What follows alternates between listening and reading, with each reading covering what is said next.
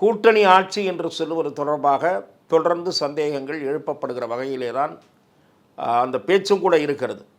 தேசிய ஜனநாயக கூட்டணி ஆட்சி அமைக்கும் என்று ஒரு இடத்திலே சொல்லுகிறார். பாரதிய ஜனதா ஆட்சி அமையும் என்று சொல்லுகிறார். கூட்டணி ஆட்சி என்ற கருத்துப்படவும் ஒரு இடத்திலே கூறுகிறார்.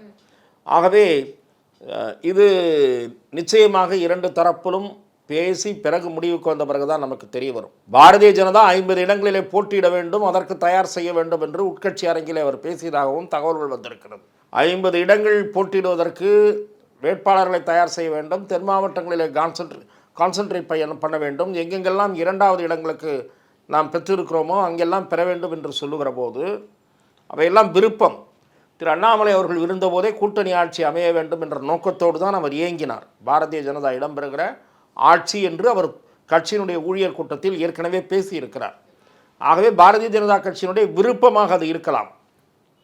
ஆனால் அதைத்தான் அவரது பேச்சு உணர்த்தியதா என்பது கொஞ்சம் தெளிவில்லாமல் இருக்கிறது. பாரதிய ஜனதாவுக்கு அதிமுக அணியில் எத்தனை இடங்கள் கிடைக்கும், இன்னும் என்னென்ன கட்சிகள் வந்து சேரும் என்பதை பொறுத்து தான் இந்த கேள்விக்கான விடை தெரியும் என்று நான் பார்க்கிறேன்.